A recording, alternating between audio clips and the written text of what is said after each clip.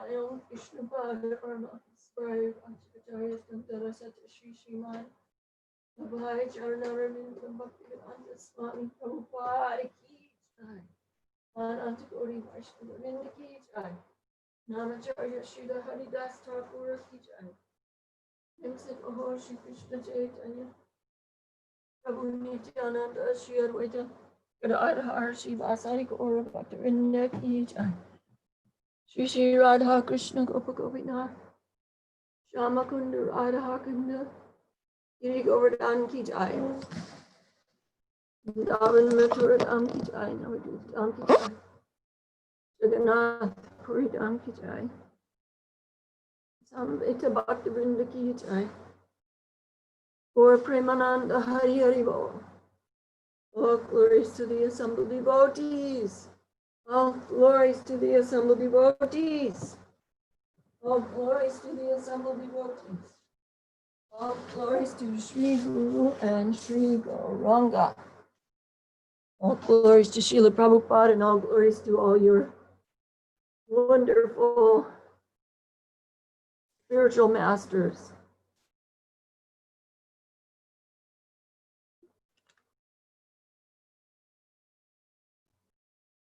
Let's chant. Om Namo Bhagavate Vasudevaya. Om Namo Bhagavate Vasudevaya. Om Namo Bhagavate Vasudevaya.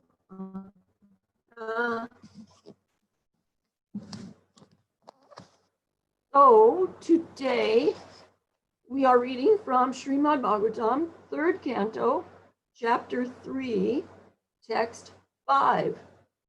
So in case you didn't get that, 335. Oops. It looks to me like I'm muted. Am I muted? No, Mataji, you're audible. Okay, thank you. Alrighty. Okay, so again, Canto 3, Chapter 3, Text 5. I will read the Sanskrit and the word-for-word synonyms and translation. And then everybody can repeat the translation, and then I will read the purport. Priyang Prabhur Ramya Iva Priyaya Vidhit Surarchad Yutarum Yadarte Vajriyad Ravatam Sagano Rushandaha Prida Miko Nunam Ayang Vadunam. Priyam, you can repeat. Of the dear wife, Prabhu, the Lord, Gramya, ordinary living being, Iva, in the manner of, Priyaya, just to please, Vidhitsu, wishing, Archat, brought about, Jutarum, the Parijata flower tree,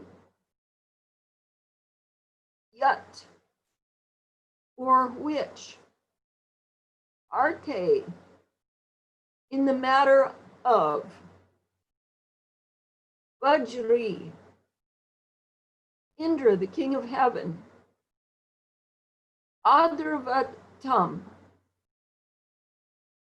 went forward to fight with him. Saganaha, with full strength. Rusha, in anger.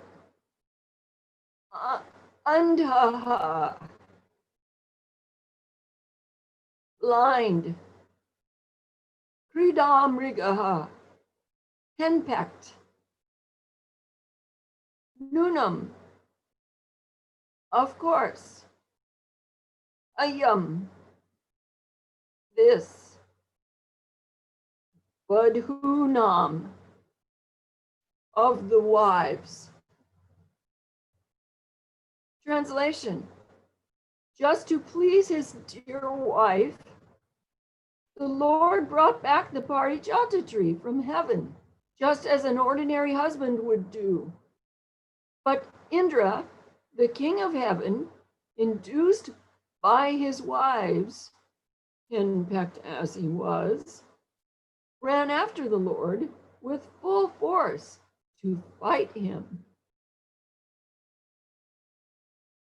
So please repeat, just to please his dear wife, the Lord brought back the parijata tree from heaven, just as an ordinary husband would do. But Indra, the king of heaven, induced by his wives, henpecked as he was, ran after the Lord with full force to fight him. Okay, purport by Srila Prabhupada. The Lord once went to the heavenly planet to present an earring to Aditi, the mother of the demigods, and his wife Satyabhama also went with him. There is a special flowering tree called the parijata, which grows only in the heavenly planets. And Satyabhama wanted this tree.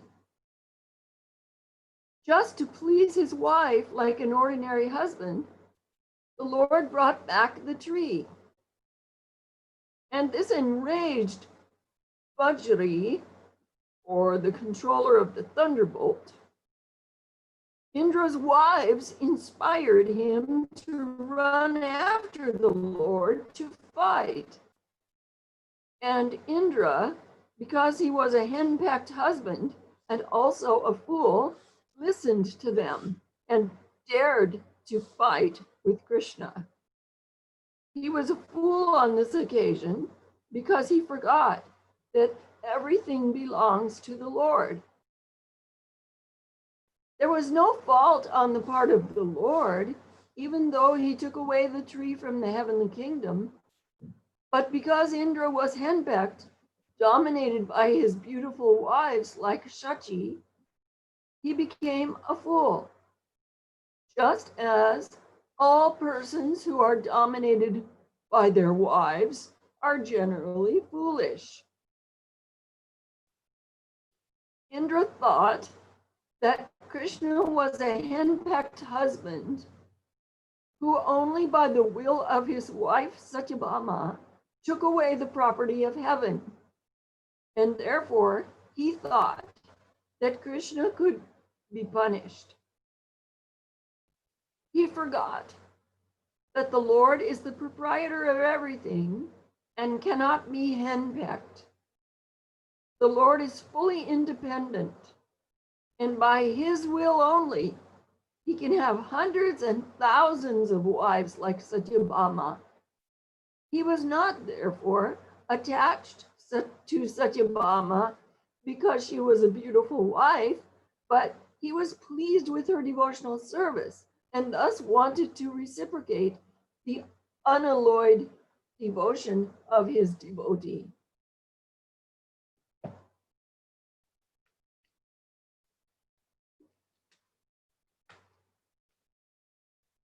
Om Adyanatiminandasya Yananjana Shalakaya Chakshur Unmitanyena Tasmai Shri Gurave Namaha.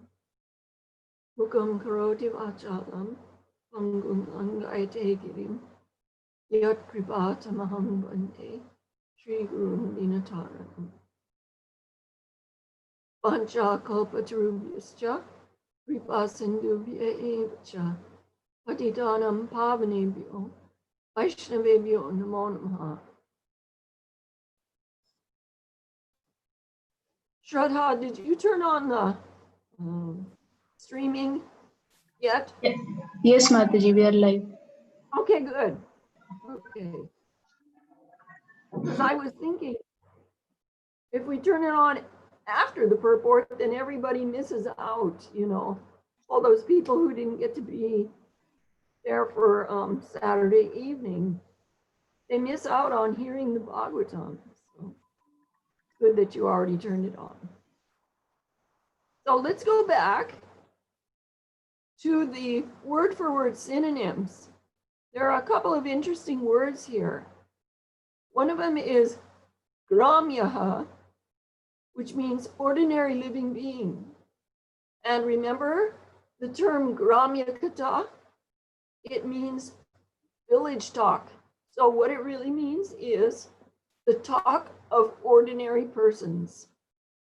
So we as aspiring devotees don't want to be ordinary persons. We want to be Vaishnavas. And so we strive to speak only that which is important and relevant to our own Krishna consciousness and the Krishna consciousness of others. So we avoid Gramya Kata as much as possible. And another interesting word that caught my attention was Dutarum. We have a Dutarum right here at our apartment complex, here, our apartment building. We have a Parijata tree downstairs, and I never knew it was called Dutarum. So I thought that was very interesting.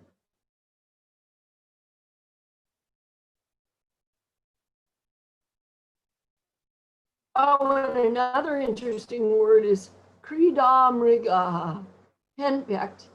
Krida, I think, means work, and Mriga means animal. So a person who works hard like an animal, like a mule or like a donkey, or sometimes Srila Prabhupada says, like a dog or a cat works hard.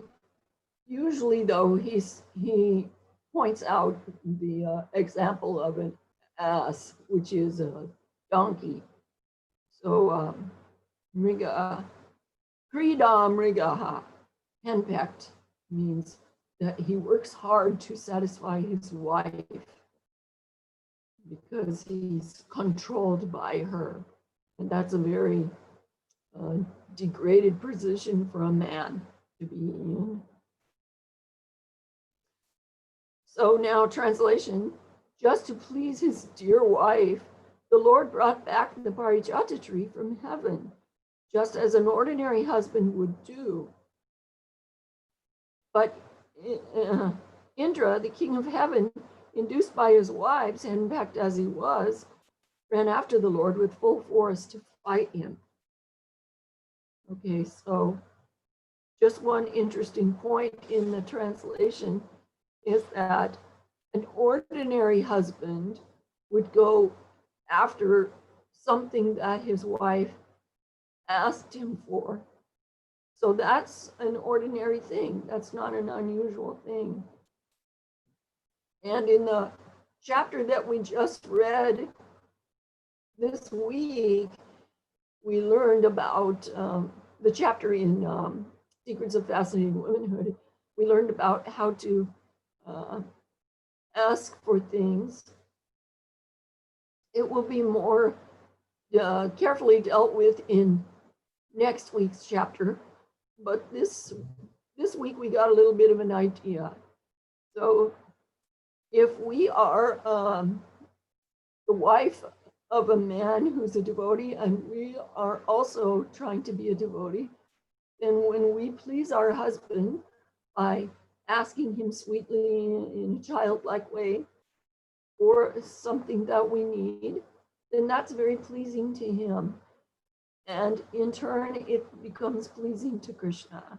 So don't hesitate to ask for things that you need from your husband because it gives him pleasure to satisfy you. Okay, purport. The Lord once went to the heavenly planet to present an earring to Aditi. I can't remember that story. of how Aditi lost her earring. Does anybody want to tell that story? Does anyone know that story and can tell it?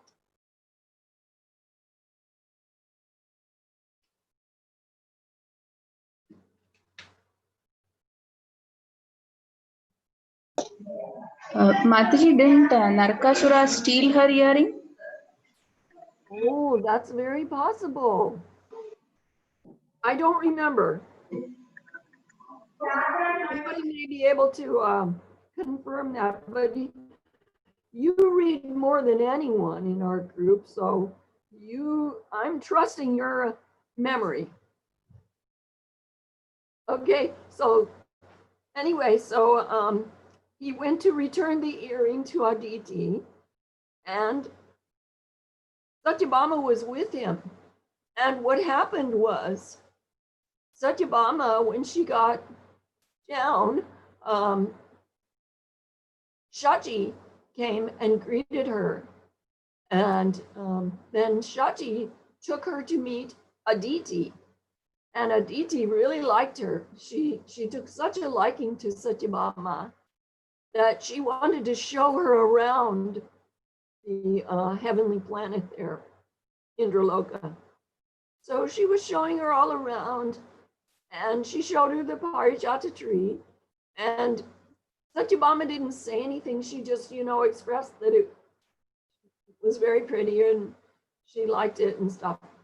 But then when Krishna and Satyabhama got back on, I guess it was Garuda, and they left the planet, they didn't have the Parijata tree with them right then. They went back to the Earth planet, and at that time, Satyabhama told Krishna privately that she would like to have that Parijata tree. So then Krishna went back to get the Parijata tree. That's my understanding. I may be wrong, but according to how I read it in the Bhagavatam, that's how it came across to me.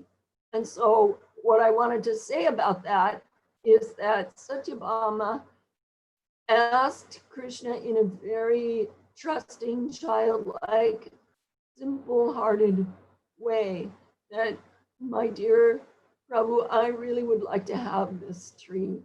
But she didn't do it in front of the other ladies, which is a very nice thing, actually. She didn't embarrass Aditi or make her feel uncomfortable. She didn't challenge Shachi or make her feel envious or anything like that. So, thank you, Shraddha. Boy, that's really great that you were able to put that up. Thanks. Okay, so I just wanted to point that out, that Satyabhama approached Krishna in a very feminine way, which is nice. So, just to please his wife, like an ordinary husband, the Lord brought back the tree, and this enraged Vajri, or the controller of the thunderbolt. Indra's wives inspired him to run after the Lord to fight. And Indra, because he was a henpecked husband and also a fool, listened to them and dared to fight with Krishna. Of course, there are so many special personalities who get to fight with Krishna. We're coming up soon. Actually, no, this is probably in the past. But something we're going to read tonight will bring us to the story of Jambavan and how he fought with Krishna. And there are so many wonderful special personalities who fought with Krishna, because Krishna makes that arrangement. He has a fighting propensity, a desire to fight, and nobody fights with him in the spiritual world, so he has to come down here. And his devotees appear as his competitor or sometimes even a demon or like that, so that Krishna or Lord Ram can fight with him and enjoy that fighting spirit, fighting propensity. So Indra forgot that everything belongs to the Lord. He forgot that the Parijata tree already belongs to the Lord, and there was no fault in the Lord for taking it, because heaven and earth, it's all Krishna's property. So then Srila Prabhupada says that all persons who are dominated by their wives are generally foolish. So you have to be careful when we read something like this, thinking that, oh, well, my husband, he's under my control and he's foolish. No, we should never feel like that. We should never think like that. Our husbands are devotees and they are surrendered to the Lord. And so they're very special souls. So if they choose to satisfy us by giving us something that we need or want, then that's their choice. And they may be being inspired by Krishna, but it's not like they are foolish. No, not like that. This is about ordinary men and ordinary women when Prabhupada says that. Okay. Indra thought that Krishna was a henpecked husband who only by the will of his wife Satyabhama took away the property of heaven. So that reminds me of that Sanskrit phrase, Atmavan Manyate Jagat, that we see everyone in our own perspective, from our own point of view. We think that everybody thinks like us. So Indra was thinking, oh, well, Krishna's just like me because I do whatever my wives want me to do. And so Krishna must be like that also. So I'm going to challenge him and fight with him. So then he thought that Krishna could be punished. He forgot that the Lord is the proprietor of everything and cannot be henpecked. He forgot, okay, the Lord is fully independent. What is the Sanskrit word for fully independent? Who can remember?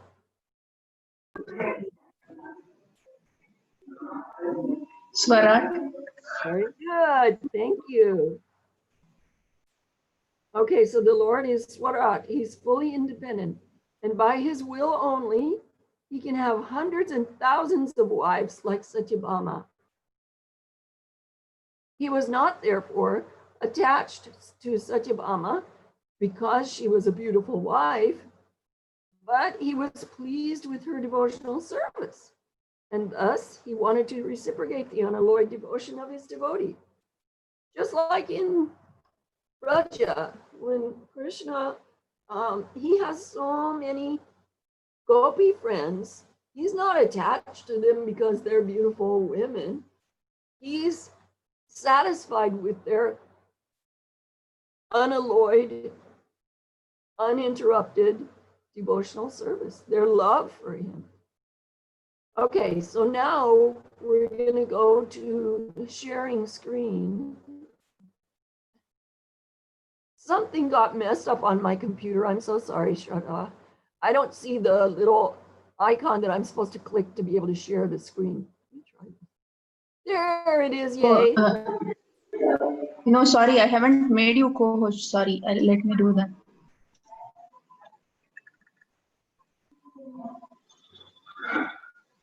Do you see that now? Yeah, share screen. I see that. Okay, so now I need to actually I need to reduce this so that I can pull something up and then I can share the screen. Sorry, I'm going backwards. And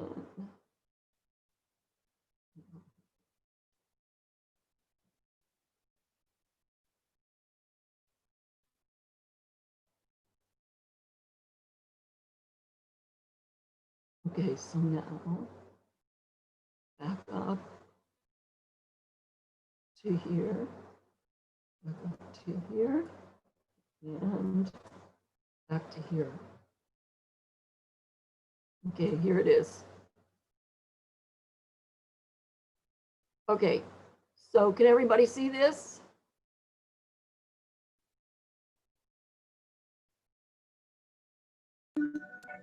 Yes, Mataji. Okay.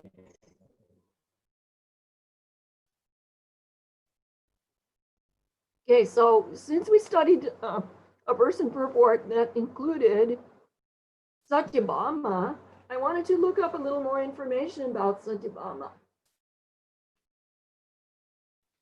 So in Dinabandhu Prabhu's book, Raja Leela Volume 2, there's the story of how Srimati Radharani left Vrindavan. She and Vishaka and Lalita were, well, Radharani was running all over Vrindavan looking for Krishna after he left for Mathura. And this was even after they had met Krishna at Kurukshetra, and then they came back to Vrindavan. The Vrajvasis came back to Vrindavan. And Krishna went back to Dwarka. So Radharani was practically hallucinating. She was running around and thinking that every gray cloud she saw was Krishna, and every tamal tree was Krishna, and she was talking to the trees, she was talking to the flowers, talking to the deer, and asking everyone, "Have you seen Krishna?" She asked Govardhan Hill, "Why, Krishna always plays here in your vicinity. Have you seen him? Where is he?" And then she said, "Why is Govardhan not talking to me? He's only echoing my words. He must be sad also." And then she ran somewhere else. And Vishaka said, "Hey, why don't we go to Kailanvan? Kailanvan is the place where Radharani and Vishaka, when they went there, Radharani saw some blue lotus flowers out in the Yamuna. And she said, "Oh, I see Krishna. He's waving his arms. Come on, let's go." And so she started walking into the Yamuna, and she was never seen again. And Vishaka also was holding her hand and walked in with her, and she also disappeared. And Lalita ran to Govardhan, and she jumped off the hill and left. So when Radharani and Vishaka entered the Yamuna, they were taken by Yamuna Devi to the sun planet, because the sun, Vivaswan, is Yamuna's father. So she took Radha and Vishaka to the sun planet. And the sun god's wife, Sangya, was very happy to see Radharani and Vishaka, and she gave her many gifts, including the sun god handed her the Shamantaka jewel. But she showed no interest in the Shamantaka jewel because she just wanted her Shama Sundar. She was just missing Krishna like anything. So then Vivaswan saw that it was hopeless, that she was not going to cheer up So he took her to Dwaraka and he gave her to Satyajit. And Satyajit became the father of Srimati Radharani in Dwaraka. And he named her Satyabhama. So when Satyabhama grew up, there's the whole story of the Shamantaka jewel. So we can read that story. Let's go do that. So this chapter describes how Lord Krishna recovered the Shamantaka jewel to allay false accusations against him and married the daughters of Jambavan and Satyajit. By enacting the pastime involving the Shamantaka jewel, the Lord demonstrated the futility of material wealth. And another nice thing about reading this story is that it removes the curse of the moon god, or the curse of Ganapati on the moon god. So just the other day was Ganesh Chaturthi, and legend has it that one time Krishna looked at the moon accidentally on Ganesh Chaturthi. And because of that, he was unfairly accused of stealing the Shamantaka jewel. Now, that may or may not be true, or it might, but I don't know. Anyway, if one suffers being unfairly accused about something, then he can study the story of the Shamantaka jewel, and his sufferings will be relieved. Okay, when Shukadeva Goswami mentioned that King Satyajit offended Lord Krishna on account of the Shamantaka jewel, King Parikshit became curious to hear the details of this incident. Thus, Shukadeva Goswami narrated the story. King Satyajit received the Shamantaka gem by the grace of his best well-wisher, the sun god Surya.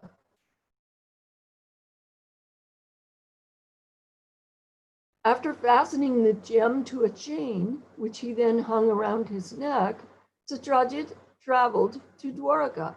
The residents, thinking he was the sun god himself, went to Krishna and told him that Lord Surya had come to take his audience. But Krishna replied that the man who had come was not Suryadev, but King Satyajit, who looked extremely effulgent because he was wearing the Shamantaka jewel. In Dwaraka, Satyajit installed the precious stone on a special altar in his home.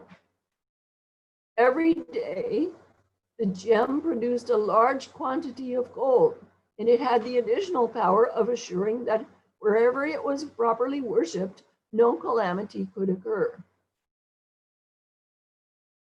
On one occasion, Lord Sri Krishna requested Satyajit to give the gem to the king of the Yadus, Ugrasen, but Satyajit refused, obsessed as he was with greed. Shortly thereafter, Satyajit's brother Prasen left the city to hunt on horseback, wearing the Shamantaka jewel on his neck. On the road, a lion killed Prasena and took the jewel away to a mountain cave, where the king of the bears, Jambavan, happened to be living. Jambavan killed the lion and gave the jewel to his son to play with.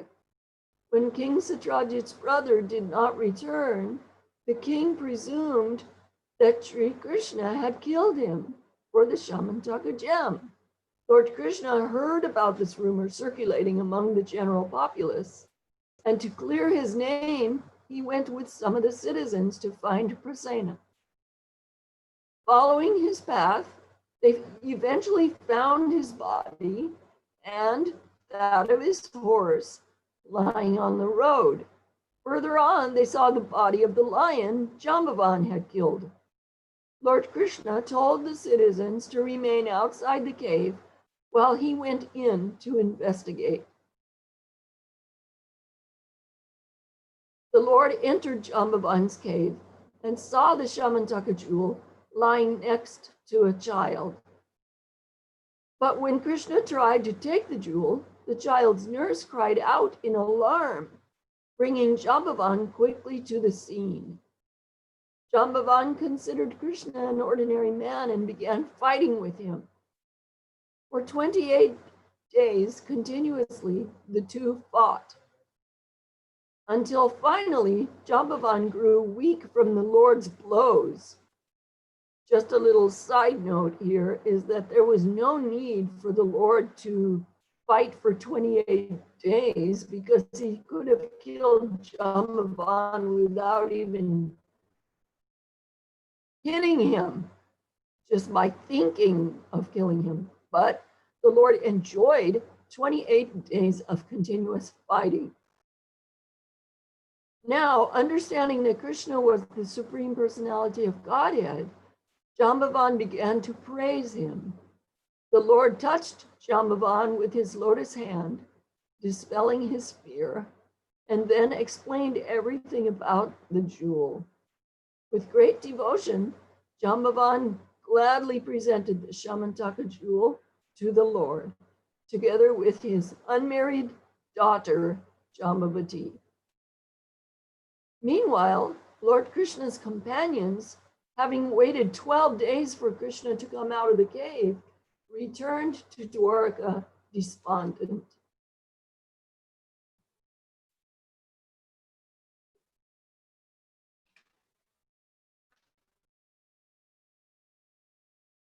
All of Krishna's friends and family members became extremely sorrowful and began regularly worshiping goddess Durga to assure the Lord's safe return.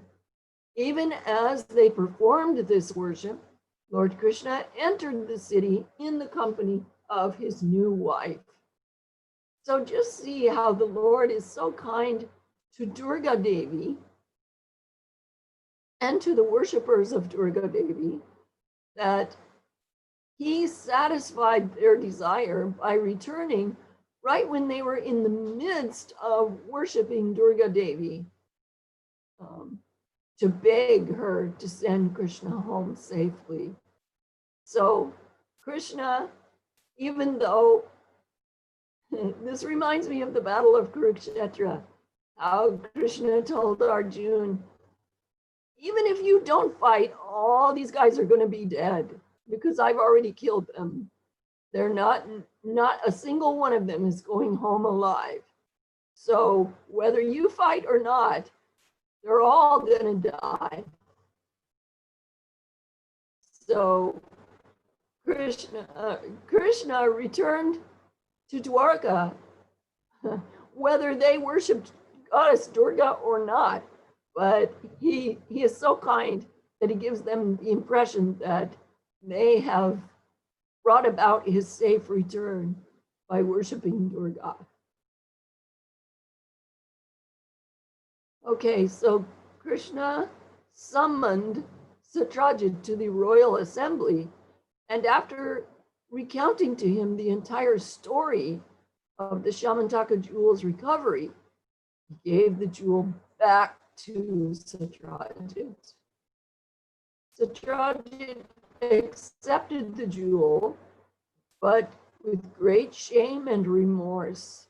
So like when we offend Krishna, when we offend the holy name by being inattentive or any of the other offenses, then we should feel shameful and remorseful and try to chant more nicely. So Satyajit had the right attitude of shame and remorse upon hearing the story. He went back to his home, and there he decided to offer Lord Krishna not only the jewel, but also his daughter. so as to atone for the offense he had committed against the Lord's lotus feet. So now, isn't this interesting that Srimati Radharani entered the Yamuna because she was feeling too much separation from Lord Krishna, and then she went to the sun planet, who, the sun god actually was very dear to Srimati Radharani. So then, because she was so depressed when she was on the sun planet, the sun god took her to Dwarka, gave her to Satyajit. She became Satyabhama, and now Satyajit is going to give Satyabhama to Krishna. So Radharani is returning to Krishna as his queen in Dwaraka. So Sri Krishna accepted the hand of Satyajit's daughter, Satyabhama, who was endowed with all divine qualities. Of course, because she's Srimati Radharani. So naturally, she's endowed with all divine qualities. But the jewel, he refused. He returned it to King Satyajit. Okay, so now we're on to Secrets of Fascinating Womanhood. I want to know, first of all, the only homework we had for today was to read chapter 11. So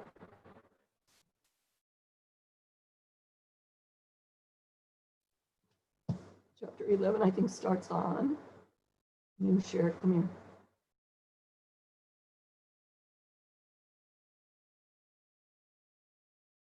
(164). Anyway, you all read the chapter, I'm sure. I did also. But because something's wrong with my computer, I couldn't highlight passages in the chapter. So instead, what I did was I Control-C, Control-V, put them over here in this little folder. So I'm just going to read some of these, and if you want to look them up, you can. This first passage is on page 164 in Secrets of Fascinating Womanhood. Quote, to be childlike is different. So this is Harmony, the teacher, is talking to one of the ladies in the class who says, well, I hope you're not talking about us being childish. Childish is different from childlike. Childish means to be like a little brat who throws tantrums and, she's not charming at all. But childlike means that you're happy and trusting and open and humble, and so many nice qualities. Okay? So let's read what Harmony says to the ladies. She says, to be childlike is different from being childish. It is to have the noble virtues of a child. These virtues are openness, innocence, humility, trust, dependence, and a carefree charm. Qualities that are found in most young girls up to about 12 years of age. Okay. Now on page 165, she's talking a lot about smiling up to this point. So then she says, why is our smile so delightful to a man? Because it signals friendliness, serenity, and contentment. Contentment is a really good quality to have. And if we are content, if we're feeling satisfied in our marriage and in our life, then our husband feels happy. He feels encouraged and satisfied also. He just wants us to be happy. And so when we smile sincerely, then he takes that as coming from a happy heart. Okay, that's on page 165. This next one is also on page 165. Feminine tenderness is very appealing to men, especially when we display it towards children or animals, and even flowers and plants. So tenderness. In the old book, Fascinating Womanhood, she talks about one particular heroine of a novel who used to, she would pick a flower and she would hold it against her chin. And the author expresses how adorable and attractive she was because of just that one little gesture of putting a flower next to her chin. So that's a very feminine thing to do. So feminine tenderness is very appealing to men, especially when we display it towards children or animals or flowers or plants. Or when we shed tears over a sad or moving story. Our husband might tease us a little at times about our tenderness, but we shouldn't hide our tender emotions or hold back our tears. Our tenderness and our tears and even his teasing of us make him feel manly and strong. His own tenderness and love is aroused and awakened.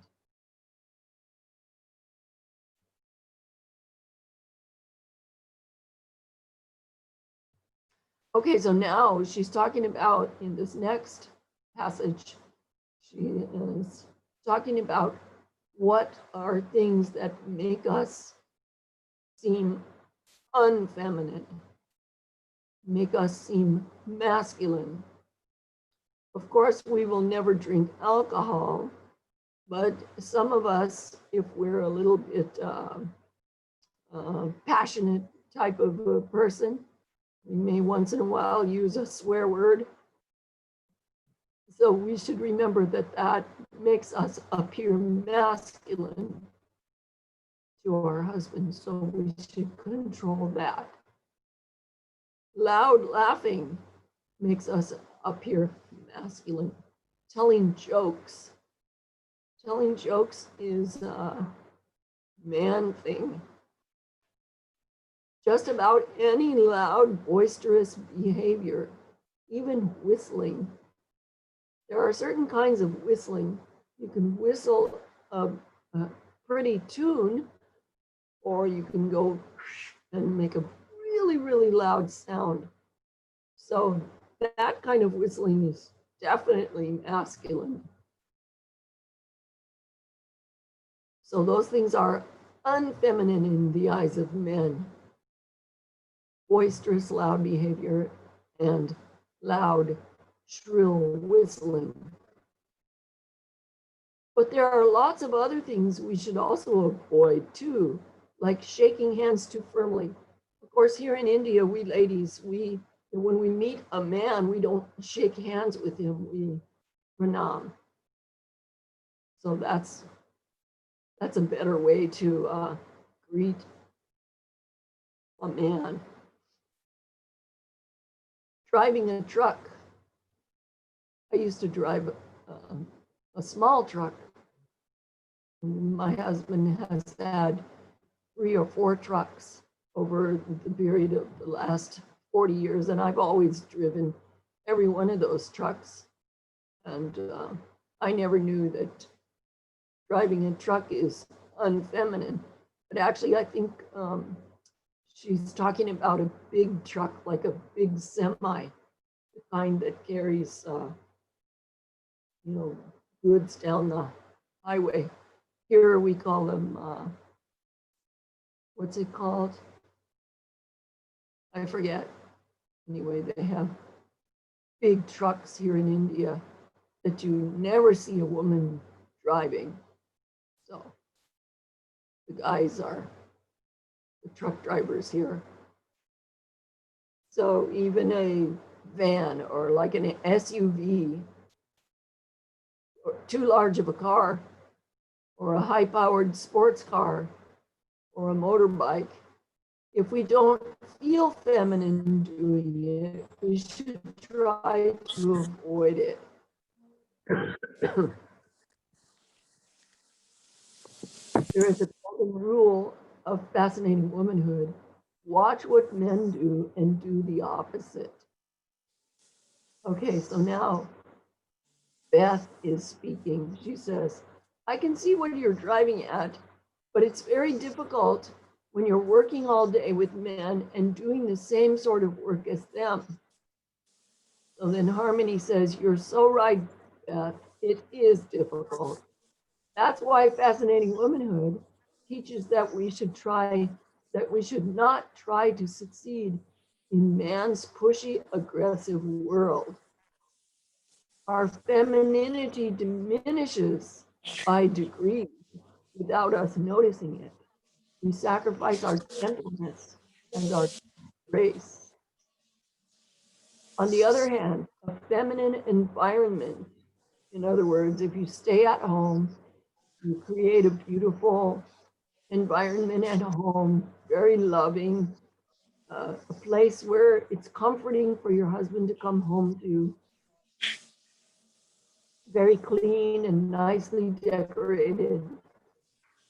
So that kind of feminine environment enhances our femininity. It allows our charm to blossom, just as the moon, when it moves out of harsh daylight into its own world of the night sky, is enhanced in beauty and splendor. So that was on page 166.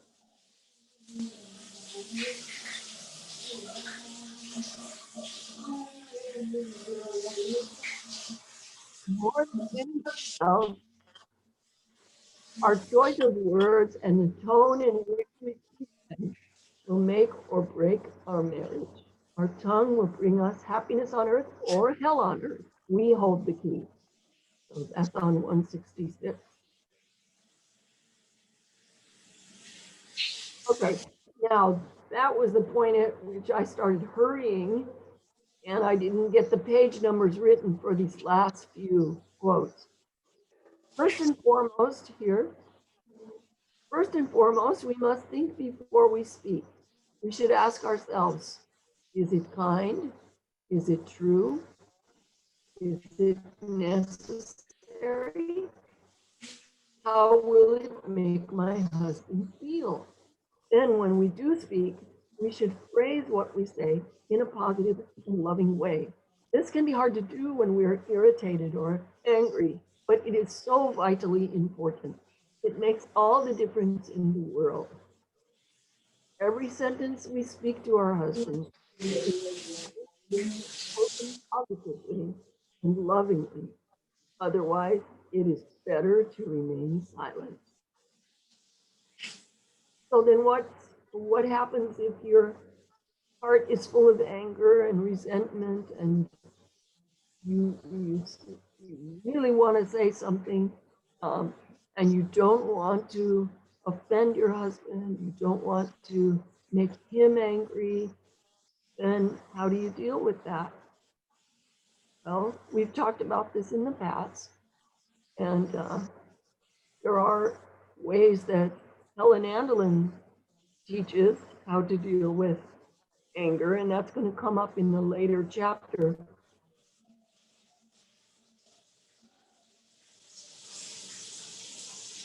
But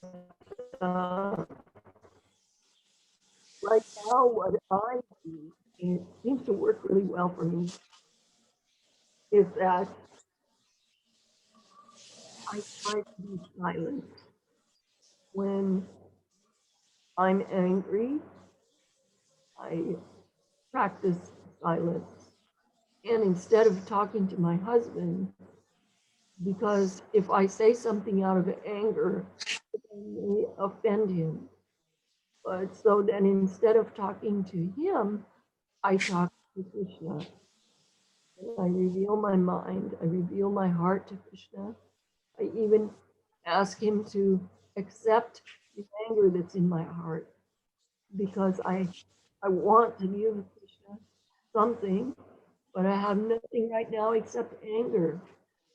So please accept that, even though it's not a nice offering, and kindly purify my heart, Lord. Help me to love you. So that's one way we can deal with that issue. We're angry and we don't want to communicate to our husband in an angry voice. Okay, so now let's see how this works.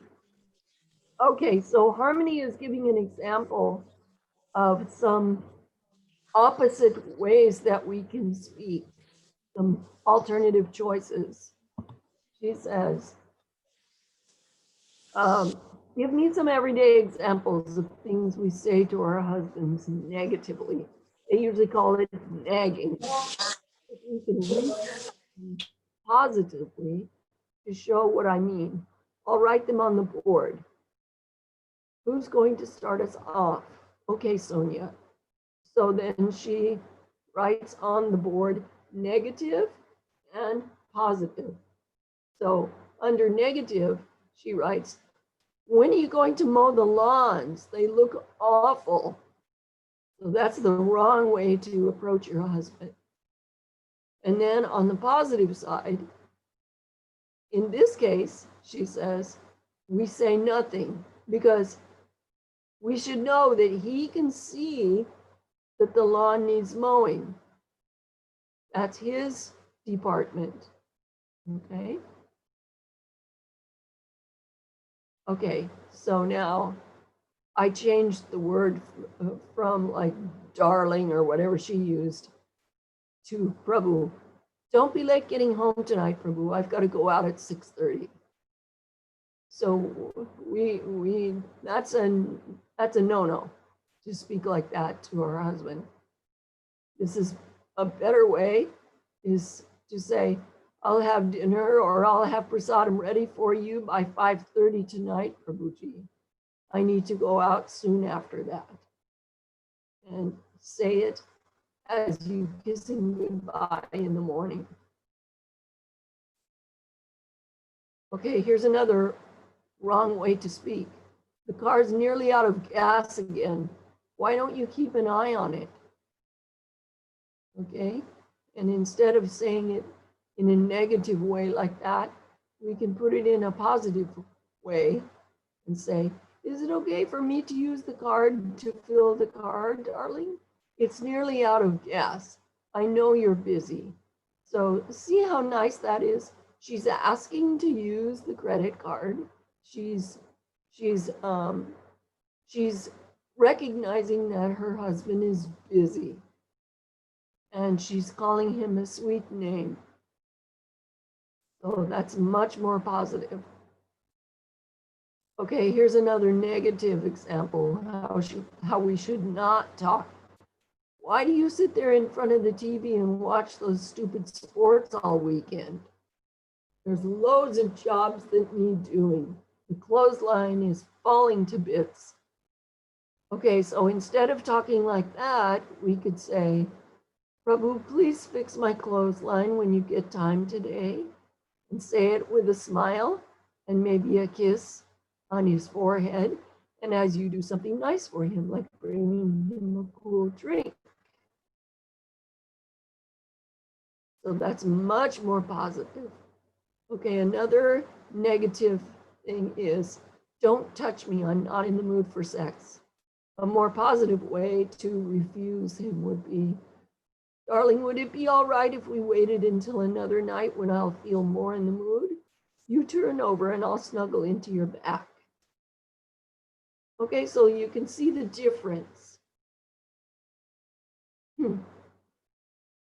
When we phrase our words positively and speak them lovingly, our voice takes on a pleasing tone, sweet and melodious to a man's ears, highly feminine.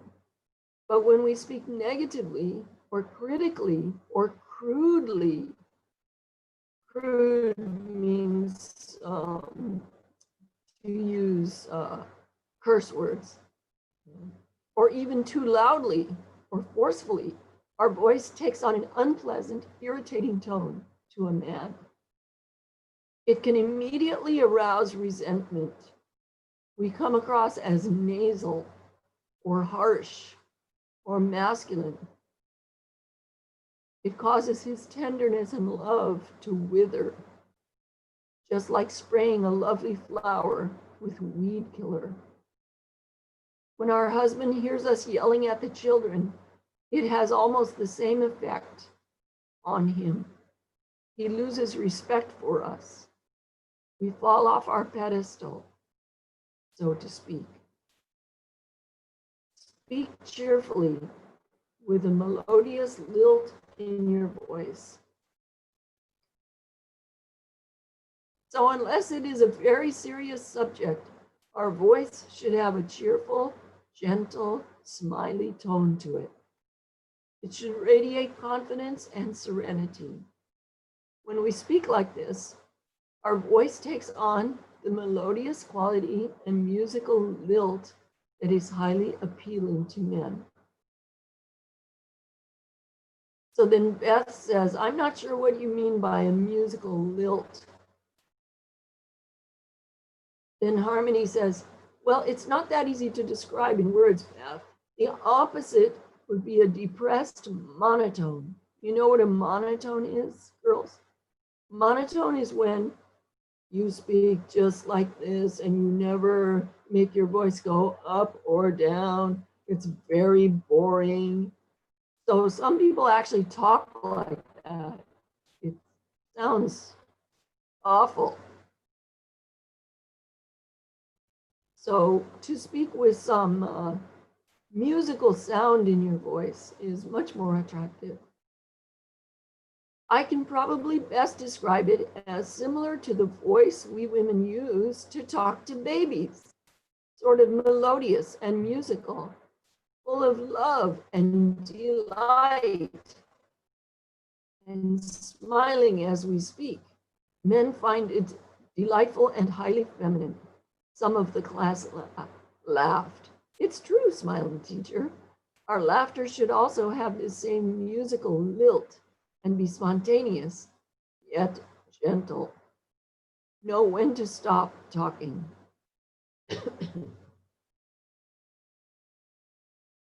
Now, finally, we should not talk too much to our husband when he's busy or preoccupied. Of course, when he's bored, he'll probably love us to chatter on, but we need to be sensitive. Watch for his little signs of restlessness. Remember, he doesn't like to hurt our feelings by telling us to be quiet. He will enjoy our company much more if we instinctively know when to remain silent. Sometimes men need to be left entirely alone, such as when they're concentrating on a difficult task. Men do not like distractions when they are concentrating. We women can multitask, but men like to apply all their concentration to a difficult task. That's a nice way of saying that men cannot multitask. They like to apply all their concentration to a difficult task. That's a good thing to remember. And after they finish their difficult task, they like to brag about it to us and have us appreciate and admire their wonderful, successful work. Okay, so they often become irritated when we try to converse with them when they are concentrating, even though they love us. Sometimes they apologize afterward. So Let's try not to push our husbands too much to communicate with us when they're trying to concentrate on something, some work they're doing, okay? There's probably no, oh, that was on page 168. I did write the page number for that.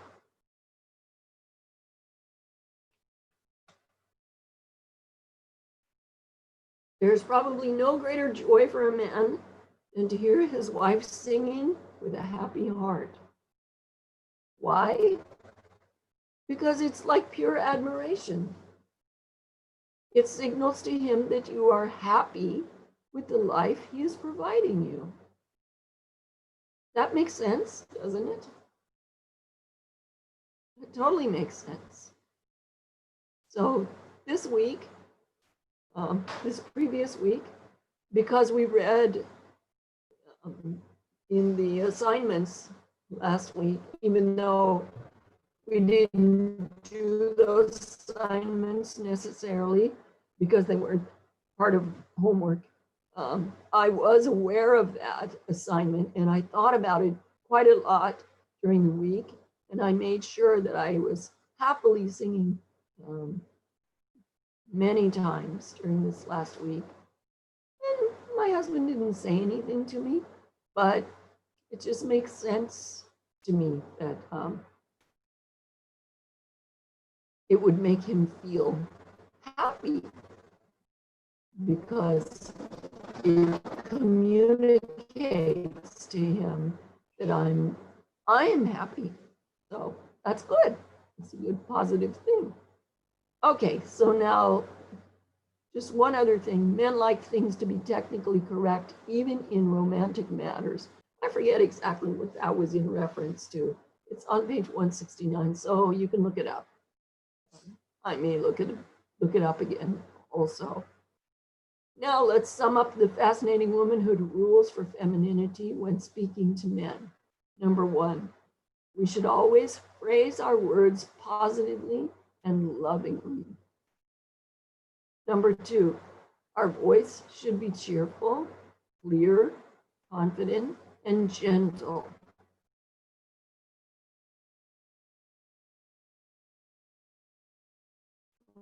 Okay, well, I can do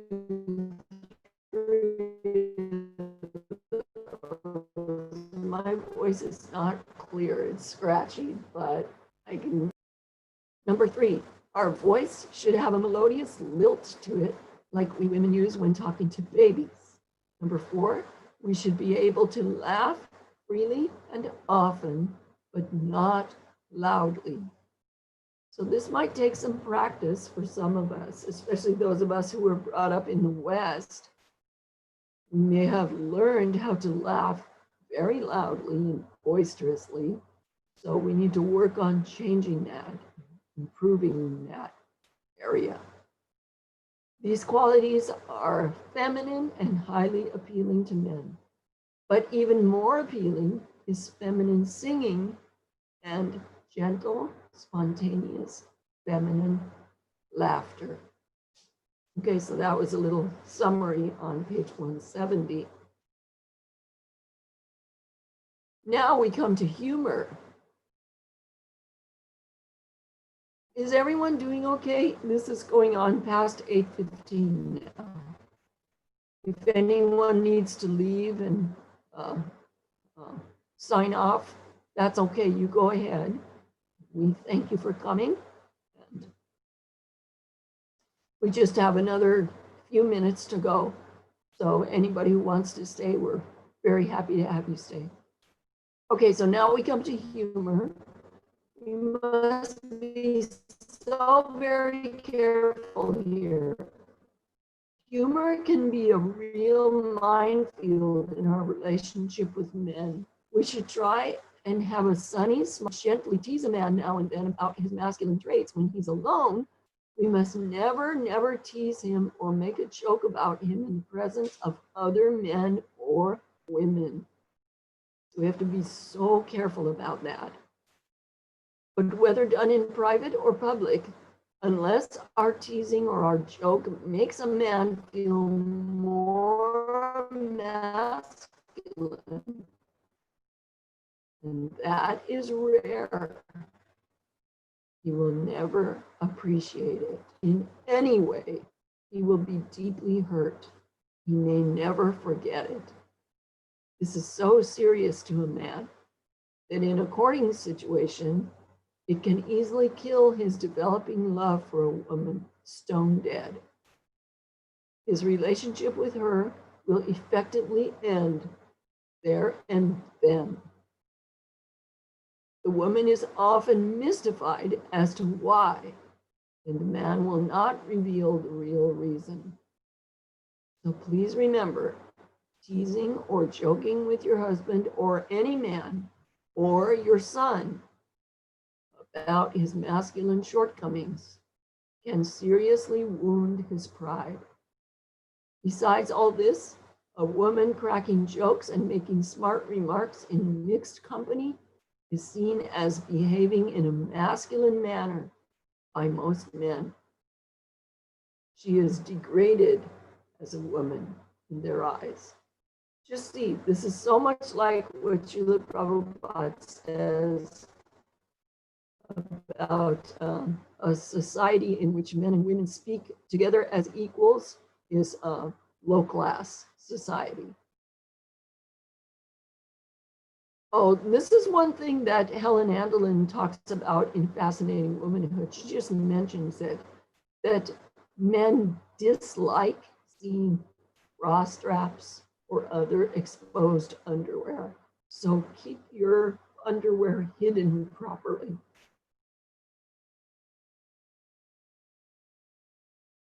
Let's be honest here. There's a degree of role playing in male-female relationships. This is on page 174. So just like the author says that there is role playing in male-female relationships, what does Srila Prabhupada say? He says that there is much diplomacy in marriage. And he also said that diplomacy, when used in the service of Krishna, is a kind of devotional service. So being diplomatic by choosing our words carefully when speaking to our husband, if done in a mood of serving him as Krishna's devotee, and thereby trying to please Krishna, is a kind of devotional service.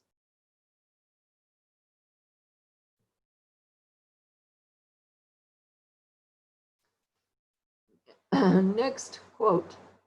Always let your husbands and your sons feel that their masculine help and protection is needed and appreciated.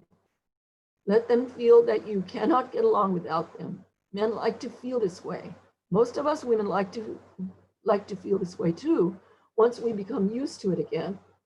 I don't ever want to change a tire. I even get my husband to fill up my car with petrol. I don't like working that heavy filler-upper thing at the petrol station. Husbands who have self-reliant wives sometimes even go as far as to frighten them by driving too fast or taking them out in sailboats just to enjoy the feeling of protectiveness and masculinity that their wife's fear arouses in them. So this is an important thing to remember. If we feel the slightest fear on seeing a cockroach running across the floor or a snake up in a tree or whatever,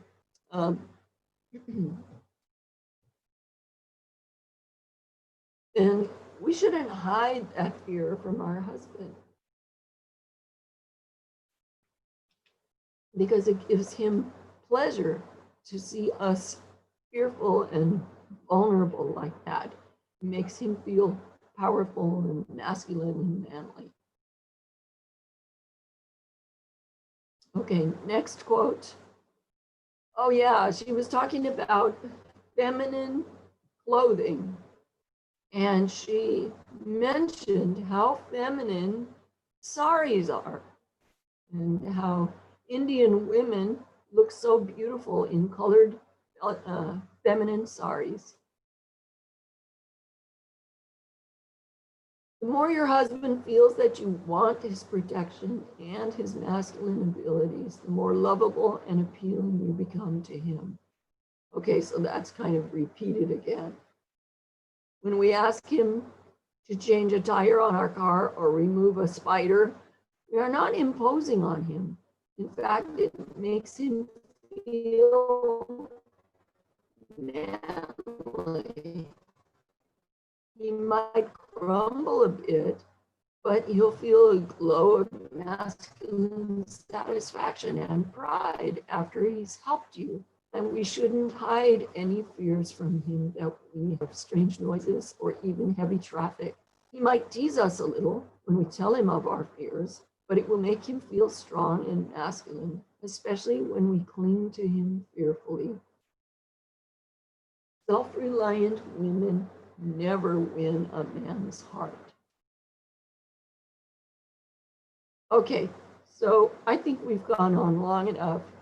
If anyone wants a copy of these notes, we can, I'll have Vishnupriya send them out. Okay, Vishnupriya, you're so good at that. So this is just the notes that I took on the Secrets book, and you're welcome to have a copy if you like. If you want a copy of the notes from today, then you can give us your email address in the Power of Inspiration group, and we'll send you a copy.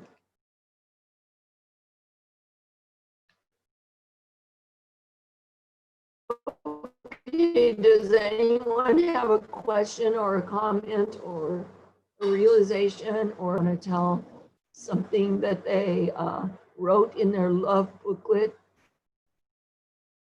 I have something I can share from my love booklet.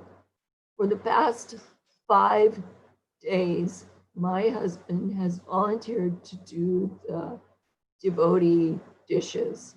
Means the dishes that we eat off of. He washes those now.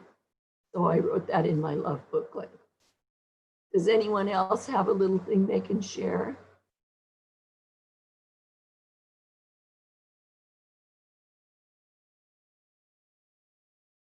Hare Krishna, Hare Krishna, Krishna Krishna, Hare Rama,